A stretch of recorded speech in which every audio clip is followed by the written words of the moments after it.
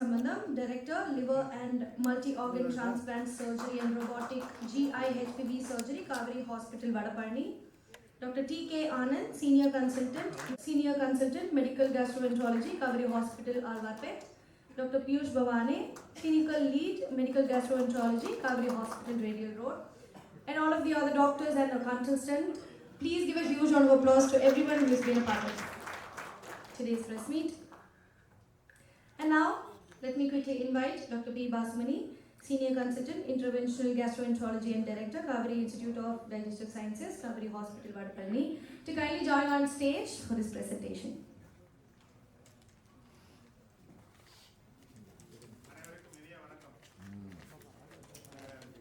திங்கட்கிழமை காலையில் நேரத்தை ஒதுக்கி இங்கே வந்த ஊடக நண்பர்கள் அனைவருக்கும் காவேரி குழுமத்தின் சார்பாக என்னுடைய மனமார்ந்த நன்றிகளையும் வரவேற்பை வணக்கத்தையும் சமர்ப்பிச்சுட்டு ஒரு சின்ன ப்ரெசன்டேஷன். இங்கே பார்த்தது 3 தான், ஒரு ஆழ்வார்பேட், ஒரு வடபழனி, ஒரு ரேடியல் ரோட். பட் இன்னும் 9 இருக்குது, 12 ஹாஸ்பிட்டல். இது மூலம் தமிழகம் மற்றும் பெங்களூரில் ஒரு பகுதியை வந்து ஒரு நெட்வொர்க் மாதிரி இணைக்கிறோம். எங்கே இந்த மாதிரி எமர்ஜென்சி இருந்தாலும் எது நியரஸ்ட்னு சொல்லி அங்கே உடனே அழைச்சி அவசர சிகிச்சையை வந்து ரொம்ப நிதானமாக ஒரு மல்டி டிசிப்ளின் சொல்லுவாங்களே, எல்லா ஸ்பெஷலிஸ்ட்டும் கூப்பிட்டு பண்ணுற மாதிரி ஒரு சிஸ்டத்தை கிரியேட் பண்ணுறதுக்காக தான் இந்த ஜி ப்ளீட் சென்டர்ன்ற ஒரு கருத்து அதை உருவாக்குனது நம்ம நிர்வாக இயக்குனர் அரவிந்தன் சார்.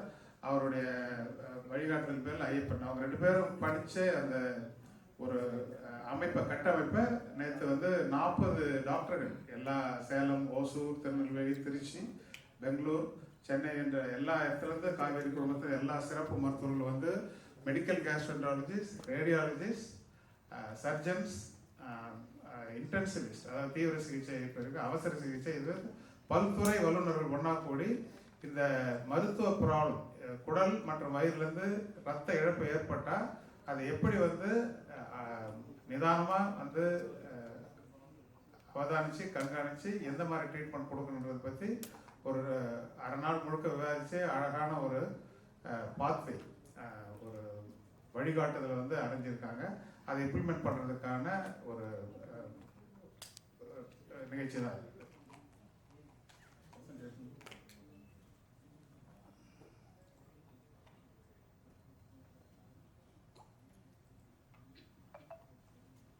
ஸோ நம்ம உடம்புல வந்து ரத்த இழப்பு வந்து வயிறுல குடல் நடக்குதுன்னா ஏதோ ஒரு ரத்த குழாய் வந்து அந்த கீழே சர்ஃபேஸ்ன்னு சொல்கிறோம்ல, உள்புற தோல் ஜவ்வுக்கு கீழே இருக்கிற ரத்த குழாய் வந்து ஏதோ ஒரு விதத்தில் வந்து அது செதஞ்சு காயத்தினாலேயோ இல்லை ரத்த குழாய் வீங்கிறதுனாலையோ பெருசாக வந்து அந்த சர்ஃபேஸ்க்கு வந்து அதை உள்ளே இழக்கிறது அர்த்தம். வெளியே தான் நம்ம நிறுத்திடலாங்க. உள்ளே இருக்கிற போது அது வந்து டைம் இஸ் மணி.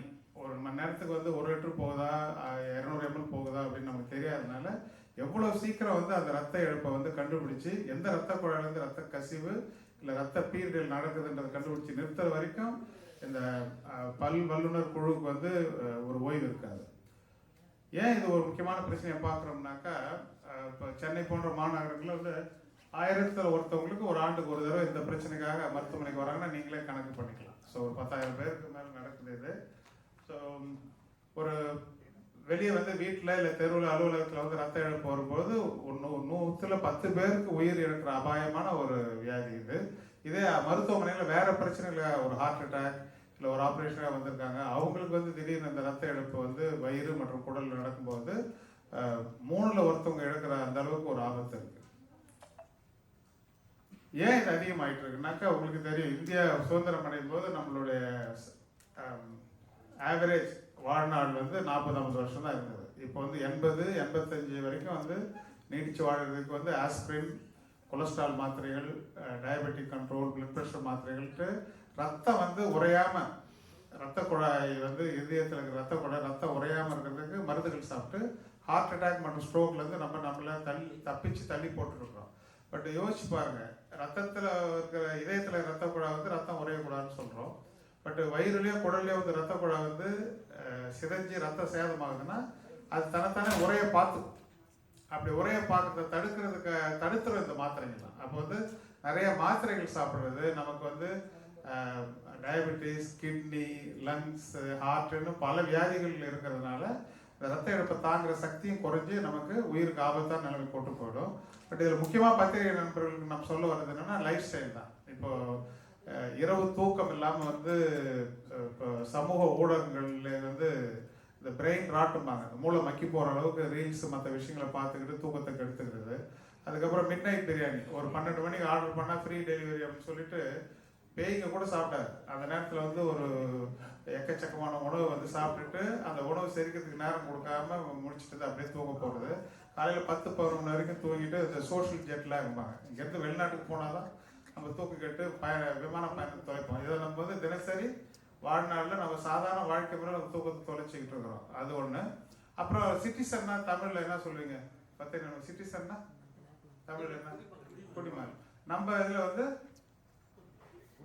அதே தான் சொல்லுங்க, என்ன இப்போ சொல்லுங்க, குடிமகன். அப்போ வந்து திரைப்படங்களை கூட வந்து அப்பா வந்து பையனை கூப்பிட்டுட்டு போயிட்டு வாங்க சோகமாக இருக்கீங்களா வாங்க ஒரு பியர் சாப்பிடலாம் அப்படின்ட்டு மொட்டை மாடி கூட்டின்னு போகிறாரு. அம்மா வந்து ஆம்லேட் போட்டு எடுத்துனேன் சைட் டிஷ் அப்படி போயிட்டு இருக்கிறது வந்து குடிக்கிறது வந்து ஒரு அவமானமாகவும், ஒரு குடிச்சா வந்து பெரியவங்க கிட்ட பேச முடியாமல் துண்டை பொத்திக்கிட்டு ஒதுங்கி போனது, ஒரு இருட்டில் வந்து வச்சு செய்கிற மறைவான காரியன்றது போக ரொம்ப விளக்கு வச்சுக்கிட்டு இலைட்டுன்னு ஒரு பேரை வச்சுக்கிட்டு அந்த குடிக்கிறதுன்றது வந்து ஒரு லிவருக்கு வந்து ஒரு கடுமையான ஒரு ஸ்ட்ரெயின். அப்போ கல்லீரல் கெட்டு போகும்போது கல்லீரலுக்கு போகிற ரத்த குழாயெல்லாம் பைபாஸ் வேறு வழி இல்லாமல் அதெல்லாம் வந்து உணவு குழாய்கிட்ட வந்து ரத்த சேதமாகி உயிருக்கு ஆபத்தான வேரிசஸ் சொல்லுவாங்க. வேரிகோஸ் வேணா நீங்கள் பார்த்துருப்பீங்க. ரொம்ப ஹோட்டலில் நிற்கிறவங்க, டிராஃபிக் போலீஸ், அவங்களுக்கெல்லாம் ப்ரெஷர்னால காலில் வந்து இந்த ரத்த குழாய் சிதைகள் வந்து இது மாதிரி போகும், பாம்பு மாதிரி படுத்துட்டு இருக்கும். அது மாதிரியே ரத்த குழாய் வந்து உணவு குழாயில் இருக்கும். அது 40 மில்லிமீட்டர் ப்ரெஷர், நார்மலாக ஒரு 3 மில்லிமீட்டரில் இருக்க வேண்டியது 40 மில்லிமீட்டர்லேருந்து வெடிச்சதுன்னா ஒரு 1/2 ஹவரில் 2 லிட்டர் போயிடும். மொத்தமாக நமக்கு 5 லிட்டர் தான் இருக்குது. அந்த மாதிரி வந்து ஒரு லைஃப் ஸ்டைல் சேஞ்சஸ். பட் கடவுள் வந்து ரொம்ப வித்தியாசமானவர். குடிச்சு எப்படி லிவருக்கு எடுத்துக்கிறாங்களோ அதே வேதனையை குடிக்காதவங்களும் கொடுக்குறாரு. அதுக்கு மெடிக்கலாக நான் ஆல்கஹாலிக்னு சொல்கிறோம். அதாவது குடிக்காதவங்களுக்கும் அதே மாதிரி லிவரில் கொழுப்பு சேர்ந்து ஃபேட்டி லிவர். இன்ஃபேக்ட் நாளன்னைக்கு வந்து உலக ஒபிசிட்டி உடல் பருமன் தினம். உடல் பருமனால முக்கியமாக வந்து கல்லீரல் கொழுப்பு. அந்த கல்லீரல் கொழுப்பு வந்து குடிக்கிறவங்களுக்கு எப்படி லிவருக்கு எடுக்குதோ அதே மாதிரி குடிக்காம மரபு ரீதியாகவும் உணவு ரீதியாகவும் உடற்பயிற்சினால இந்த மாதிரி தூக்கமின்மை அண்ட் ஸ்ட்ரெஸ்ன்னு சொல்கிறாங்களே அதீத மன உளைச்சிக்கு ஆளாகிறதுனாலையும் கல்லீரல் கெட்டு போனாலும் அவங்களில் 120-130 பேருக்கு வந்து கல்லீரல் வந்து சுருங்கி ரத்த குழாய் பெருசாகி அதுவும் ரத்த இழப்பு. அதனால தான் அதை பற்றி நான் விரிவாக சொல்லிட்டு இருக்கேன். ரத்த இழப்புக்கு 2 முக்கியமான காரணம். ஒன்று நேரடியாக குடலில் வந்து அல்சரோ இல்லை ரத்த குழாயோ வீங்கி வர்றது. இன்னொன்று லிவர் கெட்டு போய் தான் கெட்டது இல்லாமல் உணவு குழாய்கள் இருக்கிற ரத்த குழாய்களை அதுக்கு எடுத்து வீங்க வச்சு என்னால் நீ கெட்ட லிவரால் குடல் கெட்டு போய் வர்றது. இந்த 2க்கு வந்து நம்மளே சாட்சி. நம்ம இப்போ வந்து ஒரு மால் போனீங்கன்னா 100 பேர் பார்த்தீங்கன்னா ஒரு 30-40 பேராவது கணிசமான தொகையோடு தான் நடமாடிட்டு இருக்காங்க. ஸோ இப்போ இது உணவு பழக்க வழக்கங்கள், அந்த நம்ம வந்து உண்மையான குடிமக்களாக மாறிட்டு இருக்கிற ஒரு அவலம், இந்த 2 விஷயங்களால வந்து ரத்த இழப்பினுடைய முக்கியமான இன்னொரு காரணமும் அதிகமாயிட்டு இருக்கு. அப்படி இருக்கும்பொழுது இப்போ வந்து நம்ம யாருக்கு என்ன செய்யணுன்றத வந்து அந்த உகந்து செய்யணும். இப்போ வந்து எதை வந்து நல்லா செஞ்சால் ஒரு விஷயத்தை செய்வோன்றது வந்து எஃபிஷியன்சி. இப்போ வந்து என்கிட்ட ஒரு ஸ்க்ரூ டிரைவர் கொடுத்தீங்கன்னு வச்சுக்கோங்க, அந்த ஸ்க்ரூ டிரைவரை நான் ஒழுங்காக பயன்படுத்துறேன்னான்றது எஃபிஷியன்சி. பட் அந்த இடத்துல ஸ்க்ரூ டிரைவர் எடுக்கணுமா இல்லை ஸ்பேனர் எடுக்கணுமான்னு மூத்தத்துக்கு அது பேர் எஃபெக்டிவ்னஸ். எஃபெக்டிவாக செய்கிறதுன்றது முதல்ல ஒன்று செய்யணுமா வேணாமா, செஞ்சால் எதை வச்சு செய்யணுன்ட்டு. அதுதான் வந்து இந்த மல்டி டிசிப்ளினரி எங்களுடைய மருத்துவமனைகள் 12 மருத்துவமனைகளில் நாங்கள் வந்து உங்களுக்கு முன்வைக்கிறது என்னென்னா, தேவையில்லாதவங்களுக்கு தேவையில்லாத நிறைய செஞ்சு அவங்களுக்கு மன உளைச்சல் அல்லது பண விரயத்தை பண்ணாமல் அந்த ஸ்ட்ராட்டிஃபிகேஷன் இவங்க வந்து நாளைக்கு வந்து பண்ணிக்கலாம் எண்டோஸ்கோப்பி, இல்லை இவங்களுக்கு எண்டோஸ்கோப்பியே வேண்டாம் இவங்களை மாத்திரம் போதும், இல்லை இவங்க வார்டுக்கு போகணும் நாளைக்கே நம்ம வந்து தீவிர சிகிச்சை அளிக்கணும், இல்லை இவங்க வந்து கண்டிப்பாக இன்றைக்கே வந்து ஐ டிபெண்டன்சி இல்லைன்னா ஐசியூன்னு சொல்கிற தீவிர சிகிச்சை போய் இன்னைக்கு நைட்டே 12 மணிக்கு வந்தாங்கன்னா 5 மணிக்கே நம்ம வந்து சிகிச்சை அளிக்கணும். இந்த ஒரு வந்து green light, amber light and red லைட்னு சொல்கிறது அந்த ஒரு கோடிங்கை வந்து கேஷுவாலிட்டிலே பேஷண்ட் வந்த ஒரு நிலையிலே அதை எப்படி வந்து அறிவுறுத்தல் நெறிப்படுத்துதல் அப்படி கொண்டு போகிற அந்த ஒரு சிஸ்டத்தை வந்து நாங்கள் வந்து இந்த ப்ளீட் சென்டர் மேலே ரொம்ப அங்கே பெருமிதத்தோடையும் பேஷண்ட் மேலே ஒரு உண்மையான அக்கறை அன்போடு அறிமுகப்படுத்துறன்றதை அறிவிச்சுக்கிறோம். ஸோ அது மட்டும் இல்லாமல் வந்து நேரம் பொண்ணானதுன்னும் போது இப்போ நம்ம மருத்துவமனைகள் வந்து இந்த SOSன்ற ஒரு ஆப்பை வேறு நம்ம கொடுக்குறோம். ஸோ ஒரு மருத்துவ ஒரு அலுவலகத்திலையோ ஒரு மார்க்கெட்லேயோ ஏதோ ஒரு ரிமோட் பிளேஸில் இருக்கிற பேஷண்ட் வந்து இந்த ஆப் மூலம் தொடர்பு கொண்டால் எங்களுடைய மருத்துவர்கள் வந்து இமீடியட்டாக அவங்களை வந்து லைவாக பார்த்து அவங்க எந்த சுச்சுவேஷனில் இருக்கிறாங்க, அவங்களுக்கு உடனடியாக என்ன ஒரு முதல்ல வந்து ஆறுதல். நம்ம வந்து ஒரு சிறப்பு மருத்துவர், ஒரு பல்நோக்கு மருத்துவமனையில் இருக்கிற ஒரு பரிவான மருத்துவரை வந்து நம்ம 25-30 கிலோமீட்டர் தூரத்தில் இருக்கும்போது நம்ம டச் பண்ணிட்டோம்னு சொல்கிறீங்களா, அதுவே வந்து பேஷண்ட்டோட உயிரை காப்பாற்றிடும். அதுக்கப்புறம் வந்து இங்கேருந்து வந்து எமர்ஜென்சி டெக்னீஷியன் இருக்காங்க. அந்த தளத்துக்கே போயிட்டு அவங்களுக்கு வந்து நல்ல சிகிச்சை அளிக்கக்கூடிய அந்த பயிற்சி பெற்றவர்களை வந்து தேவைப்பட்ட மருத்துவரோடு அணுகி, அதுக்கப்புறம் இந்த ஸ்டெப்பை வந்து இந்த மேப்பிங் பாருங்கள். வந்த பிறகு அவங்க எப்படி கேஷுவல் எவ்வளோ நேரம் இருக்கணும், இல்லை வந்த உடனே பிளட்டு கொடுக்கணுமா, அவங்க பிளட் குரூப் தெரிஞ்சு அவங்க வரதுக்குள்ளே அந்த பிளட் குரூப் எல்லாம் நம்ம வந்து இருக்கான்னு நம்ம ரெடி பண்ணி வச்சுக்கலாம். இப்படிப்பட்ட முன்னேற்பாடு, அதாவது பேஷண்ட் ஹாஸ்பிட்டலுக்கு வர்றதுக்கு அரை மணி நேரம் ஆகுதுன்னா அந்த அரை மணி நேரம் பேஷண்ட்டுக்கான மற்ற முன்னேற்பாடுகள் வந்து தயாராக இருக்கும். எந்த சிறப்பு மருத்துவர் வேணும், ரேடியாலஜிஸ்ட் வேணுமா, சர்ஜன் வேணுமா, இன்டென்சிவ் கேரில் பெட் வேணுமா, என்ன மருந்து தயாராக இருக்கணும்னா சில முக்கியமான மருந்துகளை அந்த எமர்ஜென்சி டெக்னீஷியன் அங்கே வந்து தளத்துக்கே கொடுத்துருவாங்க.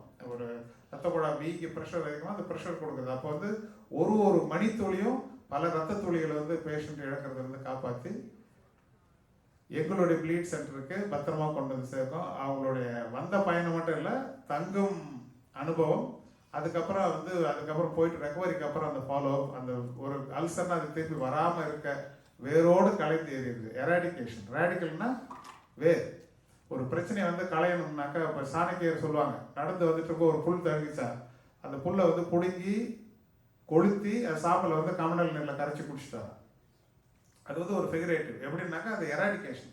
ஒரு பிரச்சனையை வேரோடு களைஞ்சி பொழுது அது பின்னாடி திருப்பி முளைச்சி வந்து நம்மளை தொந்தரவு கொடுக்காது. அப்போ வந்து not only pre care, the care and after care, அந்த மூணையும் வந்து தமிழகத்தின் மூளை முடுக்கு வரைக்கும் கொண்டு போயிட்டு அவங்கள பத்திரமான இடத்துக்கு கொண்டு வந்து நல்ல சிகிச்சையை கொடுத்து உயிர்களை காப்பாற்றி அவங்க இன்னும் சமுதாயத்தில் நலமாகவும் வளமாகவும் உழைச்சி வாழணுன்ற அளவுக்கு அவங்கள வந்து ரீஹாபிலிட்டேட் பண்ணுற அந்த ஒரு நல்ல நோக்கத்தோடு இந்த ப்ளீட் சென்டரை நாங்கள் ரொம்ப பெருமிதத்தோடும் மகிழ்ச்சியோடு உங்களுக்கு அறிவுப்படுத்துகிறோம்.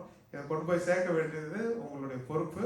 உங்கள் அனைவருக்கும் என்னுடைய வேண்டுதல், கோரிக்கை அண்ட் அன்பு. வணக்கம்.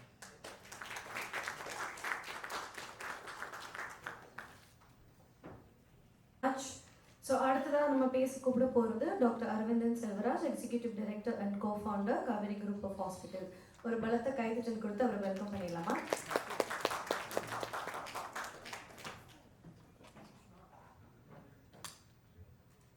அனைவருக்கும் எனது வணக்கம். Kauvery GI bleeding centre. ஏன் ஜிஐ ப்ளீடிங் அப்படிங்கிற ஒரு டேர்ம் வந்து பார்த்தீங்கன்னா நமக்கு வந்து மெடிக்கல் எமர்ஜென்சினா cardiac emergency, neuro emergency like stroke, heart attack, stroke, plus வந்து டயபெட்டிஸ் எமர்ஜென்சிஸ், இல்லை ஒரு road traffic accident, trauma emergencies, அதை பற்றி அவேர்னஸ் நிறையா இருக்குது. பட் வந்து ஒருத்தர் இந்த ரத்த வாந்தியோ இல்லை ஏதோ வருதுங்கிறது வந்து அது வந்து ஒரு பேனிக் தான் வந்து அதை பற்றி அவேர்னஸ் கிடையாது பப்ளிக் மத்தியில். ஏன்னா இந்த ஜிஐ ப்ளீடுக்கான காரணம் கண்டுபிடிச்சி அது ப்ராப்பர் ப்ரோட்டோகால் ட்ரிவன் ட்ரீட்மெண்ட் வந்து it is not practised widely. இந்த ஒரு இதில் தான் காவேரி ஹாஸ்பிட்டல் டாக்டர் பாசுமணி அவர்கள் நம்ம டைரக்டர் ஆஃப் டைஜஸ்டிவ் சயின்சஸ் அப்படிங்கிறதுல வந்து ஒரு லீட் இனிஷியேட்டிவ் எடுத்துட்டு காவேரி ஹாஸ்பிட்டல் 12 ஹாஸ்பிட்டல் இருக்குது, 2500 படுக்கைகள் இருக்குது, தமிழ்நாடு முழுதும் இருக்குது, பெங்களூர்லேயும் இருக்குது. இது எல்லாத்தோட கேஸ்ட்ரோ ஸ்பெஷலிஸ்ட், இந்த அப்பர் கேஸ்ட்ரோ இன்டெஸ்டினல் ட்ராக் அந்த ஸ்பெஷலிஸ்ட் வந்து 40 பேர் வந்து நேற்று மீட் பண்ணோம். அதில் பார்த்தீங்கன்னா அதில் நானும் கலந்துக்கிட்டேன். நான் as a director of Kauvery ஹாஸ்பிட்டலில் அதில் வந்து ஒவ்வொரு கேஸ் எக்ஸாம்பிளும் இந்த கேஸ் வந்து இந்த மாதிரி இதை எப்படி பண்ணியிருக்கலாம் அப்படின்னு சொல்லிட்டு.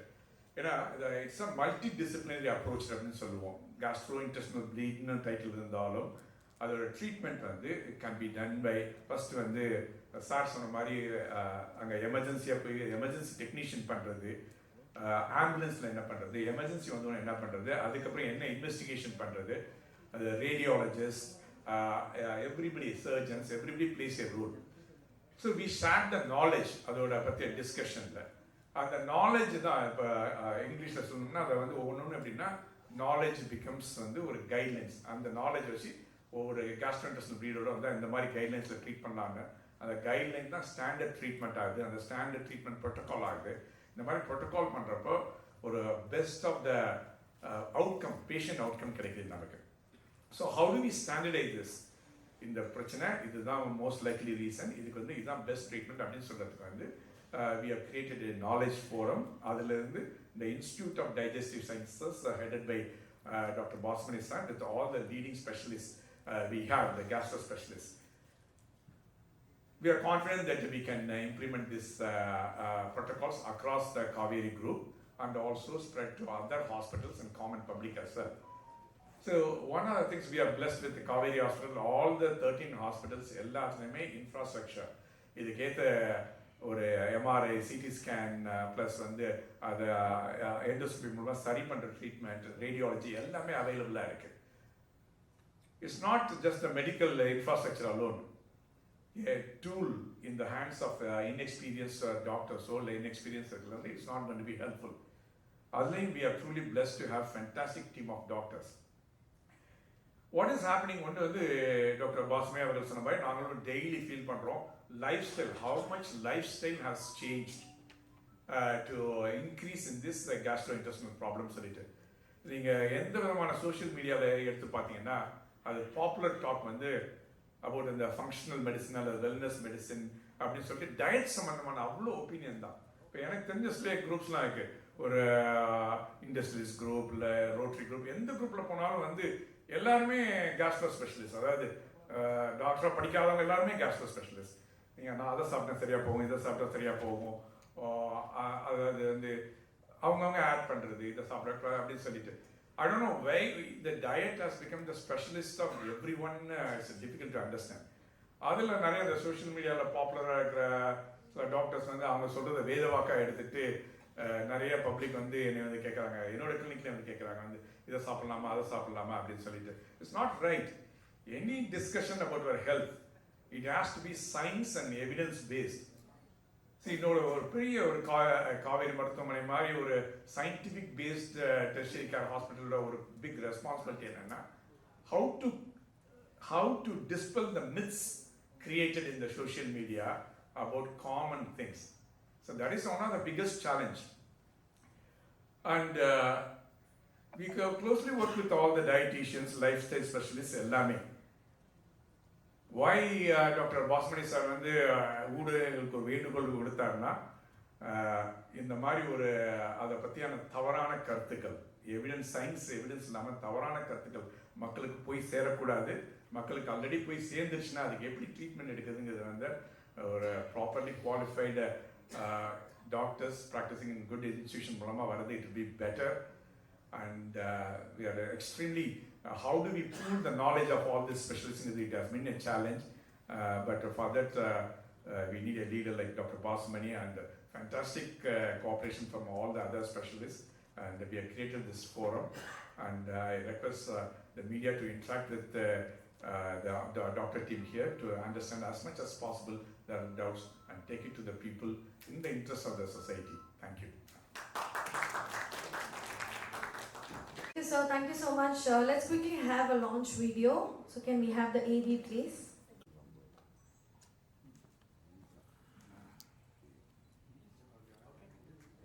வணக்கம், என் பேர் டாக்டர் சுவாமிநாதன். நான் கல்லீரல் மாற்று அறுவை சிகிச்சை மற்றும் குடல் அறுவை சிகிச்சை துறையோட தலைவராக காவேரி குரூப் ஆஃப் ஹாஸ்பிட்டலில் வேலை பார்க்குறேன். வணக்கம், நான் டாக்டர் பாண்டுரங்கன் பாசுமணி, காவேரி குழுமத்தினுடைய இரைப்பை செரிமானத்துறையினுடைய இயக்குநராக இருக்கேன். குடல், வயிறு மற்றும் குடல் கேஸ்ட்ரோ இன்டெஸ்டினல் ப்ளீடிங்னா ரத்த இழப்பு. அந்த ரத்த இழப்பு சில சமயத்தில் கண்ணுக்கு தெரியாமல் மோஷன், மலம் போகிறது வந்து கருப்பாக தார் மாதிரி போகலாம், இல்லை வந்து ரத்தம் குறைஞ்சி மயக்கம், சோர்வு, மூச்சு வாங்குறது, இல்லை நெஞ்சு வலி அந்த மாதிரி வரலாம். ஒரு சிலருக்கு நேரடியாகவே வந்து ரத்தம் வந்து வாந்தியில் தெரியும், சிகப்பாக ரத்தம் வரும். சில தோஞ்சு போய் கல்லீரல் மாதிரி வரும். சில பேருக்கு வந்து மோஷனில் வந்து குங்குமம் கரைச்சி மாதிரி ரத்தம் வரும். ஸோ இப்படி தெரிஞ்சும் மறைமுகமாக வந்து செரிமான மண்டலத்தில் ரத்த இழப்பு வந்து நடக்கிறது வந்து 1000 ஒருத்தவங்களுக்கு வந்து வருஷந்தோறும் நிகழ்வு. இதில் வந்து 110 to 30 பேர் வரைக்கும் மரணம் வாய்க்கக்கூடிய ஒரு ஆபத்தான வியாதின்றதுனால இதை உடனடியாக எந்த காரணத்தினால ரத்த இழப்பு ஏற்படுறது கண்டுபிடிச்சி அந்த பாதிக்கப்பட்டவங்களுக்கு வேற என்ன நோய்கள் இருக்கு, வேற என்ன மருந்துகள் சாப்பிட்றாங்கன்றதுக்காக ஒரு கூட்டு சிகிச்சை, மல்டி டிசிப்ளினரி, ஒரு எமர்ஜென்சி ஃபிசிஷியன், ஒரு தீவிர சிகிச்சை நிபுணர், ஒரு கேஸ்ட்ரோஎன்ட்ராலஜிஸ்ட், எண்டோஸ்கோபி பண்ணக்கூடியவங்க, அதுக்கப்புறம் தேவைப்பட்ட இன்டர்வென்ஷன் ரேடியாலஜிஸ்ட், அதுக்கப்புறம் ஒரு சர்ஜன், கல்லீரல் பாதிப்புனா அந்த கல்லீரல் மாற்று அறுவை சிகிச்சை, இது மாதிரி பல பேர். அது இல்லாமல் வந்து எமர்ஜென்சி டெக்னீஷியன், நர்சஸ், பிளட் பேங்க்கு, ரேடியாலஜி டிபார்ட்மெண்ட்டு ஒரு 20-30 பேரோட உதவி வந்து இந்த ஒரு பிரச்சனையிலேருந்து அந்த நோயாளியை காப்பாற்றி எடுக்கிறதுக்கு அவசியமாக இருக்குது. இப்படி அங்கங்கே சிதறி கிடக்கிற அந்த நிபுணர்களோட அவருடைய உதவிகளை வந்து பேஷண்ட் வந்துட்டாங்க இந்த பிரச்சனைன்ற ஒரே ஒரு ஃபோன் கால் மூலம் ஹாஸ்பிட்டலில் இருக்கிற அந்த பாத்வே, அந்த அந்த வழிமுறை வந்து எல்லாரையும் ஒருங்கிணைச்சு நேர விரயம் இல்லாமல் உடனடியாக வந்து கரெக்டான சிகிச்சையை சரியான நேரத்தில் கொடுத்து பேஷண்ட்டுடைய உயிரிழப்பை வந்து குறைக்கிறது, தடுத்து நிறுத்துறது மட்டும் இல்லாமல் அவங்க சீக்கிரமாக வந்து நல்லா வீட்டுக்கு போகணும், வீட்டுக்கு போனாலும் இந்த பிரச்சனை திருப்பி வராமல் இருக்கிறதுக்கு என்ன அப்படின்ற ஒரு காம்ப்ரஹென்சிவ் டோட்டல் பேக்கேஜ் ஆஃப் ட்ரீட்மெண்ட்டை இம்ப்ளிமெண்ட் பண்ணுறதுக்காக தமிழகத்தில் இருக்கிற 12க்கும் மேற்பட்ட காவேரி ஹாஸ்பிட்டல் குழுமங்களில் வந்து இந்த கேஸ்ட்ரோஇன்டெஸ்டினல் ப்ளீட், சரி, இரைப்பை மற்றும் குடலில் ஏற்படும் ரத்த இழப்புக்கான சிகிச்சையை கொடுக்கறதுக்காக ஆரம்பிக்கப்பட்ட ஒரு சிறப்பு மையம். அதான் அதை லான்ச் பண்ணுறதுக்காக தான் இன்றைக்கி இந்த விழாவுக்கு உங்களுக்கு அழைச்சோம். ப்ளீடிங் வந்து எதனால் ஆரம்பிக்குது, எப்படி ஆரம்பிக்கிறாங்க? ஒரு ஒவ்வொரு உறுப்பாக வந்து நம்ம ஜீரண மண்டலத்துக்கு வந்து ரத்த ஓட்டம் தேவை இல்லைங்களா? அதனால் வயிறு, குடல் எல்லா இடத்துலையும் ரத்த குழாய் இருக்குது. ஆனால் அது வந்து நம்ம செரிமானம் நடக்கிற அந்த ஜவ்வுக்கு ரொம்ப கீழே இருக்குது. குடலினுடைய ஜவ்வு பரப்பில் வந்து புண்ணு வந்தால் குழி ஆகும்போது அந்த ரத்த குழாயை தொட்டாலோ இல்லை சில காரணங்களால் அந்த ரத்த குழாய் வீங்கி அந்த ஜவ்வுனுடைய மேற்பரப்பு வரைக்கும் வந்தாலும், ஒன்று நம்ம குழி ஏற்படுத்திட்டு அந்த ரத்த குழாயில் ஓட்ட போடணும், இல்லை அந்த ரத்த குழாய் வீங்கி வந்து பரப்பில் வந்து வெடித்து வரணும். இந்த 2 காரணங்கள். அதனால் வந்து ஆங்கிலத்தில் சொன்னால் behind every bleed there is a blood vessel. அப்போ இந்த ஒவ்வொரு ஜிஐ ப்ளீட், சீரண மண்டல ரத்த இழப்புக்கு பின்னாடி ஆர்ட்ரின்னு சொல்லக்கூடிய தமனியோ இல்லை வெயின் சொல்லக்கூடிய சிறையோ வந்து ஒரு வெயினஸ் இல்லைன்னா ஆர்டீரியல் பிளட் வெசல் ரத்த குழாய் வந்து அந்த இடத்துல ஊற்றிட்டு இருக்குன்னு அர்த்தம். ஸோ கரெக்டான கேள்வி இது. ஏன்னா ட்ரீட்மெண்டோட பர்பஸே அது எந்த ரத்த குழாய், அதை போய் எப்படி நிறுத்துறது, எண்டோஸ்கோப் வழியாக நிறுத்த முடியுமா, மருந்து கொடுத்தா நிறுத்த முடியுமா, ரேடியாலஜி வழியாக வந்து ரத்த குழாய் வழியாகவே போயிட்டு அந்த இடத்துல எந்த கிளையில் எந்த பிரிவில் அந்த ரத்த சேதம் அங்கே போய் ஒரு க்ளூ இல்லைனா ஒரு சின்ன சின்ன காயில், இந்த பழைய ரீஃபில் பேனெல்லாம் வச்சிருக்கணும் ஒரு காயில், அந்த மாதிரி காயில் போட்டு நிறுத்துறது. இல்லை எதுவும் முடியல, பேஷண்ட் வந்து உயிருக்கு ஆபத்து, ஏதாவது செய்யணுன்னாக்கா அறுவை சிகிச்சை மூலம் போயிட்டு அந்த ரத்த குழாய் என்னன்னு கண்டுபிடிச்சு அந்த இடத்துல வந்து ஒரு தையல் போட்டு, அதெல்லாம் வந்து நிபுணர் தான் நம்ம டாக்டர் சுவாமிநாதன். அதனால பேஷண்ட்டை பொறுத்த வரைக்கும் அவங்களுக்கு ஒரு பிரச்சனை தாங்க, நம்ம தான் வந்து கண்டுபிடிச்சு அவங்களுக்கு யார் நிறுத்தினா என்ன, எனக்கு வந்து ரத்தம் நிற்கணும். இப்போ வந்து பேஷண்ட் இந்த இடத்துல நான் வந்து ஒரு கடவுளாக பார்க்குறேன், சாமி. அந்த சாமிக்கு வந்து பூஜை நடக்கணுங்க. 3வது மாடியில் வந்து மணி அடித்து, 2வது மாடியில் கற்பூரம் சூடம் ஏற்றி, மாடியில் தேங்காய் உடைக்கிறதுனால சாமி திருப்தி அடையாது. எல்லாரும் வந்து சாமி இருக்கிற இடத்துல வந்து சேர்ந்து செய்யணும். அது மாதிரி radiologist, எண்டோஸ்கோபிஸ்ட், surgeon, nurse, emergency doctor, தீவிர சிகிச்சை எல்லாரும் அந்த பேஷண்ட்காக ஒருங்கிணைத்து நேரம் விளையாமல் ஒற்றுமையாக இதுதான் பெஸ்ட்டுன்னு செய்கிறாங்க பாருங்க. அதுதான் எல்லா வசதி எல்லா ஹாஸ்பிட்டலும் இருக்குது. இதை வந்து ஒருங்கிணைச்சு ஒரு ஒத்த கருத்தோட இதுதான் கரெக்டு, இதுதான் பெஸ்ட்ன்ற அந்த ஒருங்கிணைத்து செய்கிறது தான் வந்து இந்த சென்டரோடைய சிறப்பு.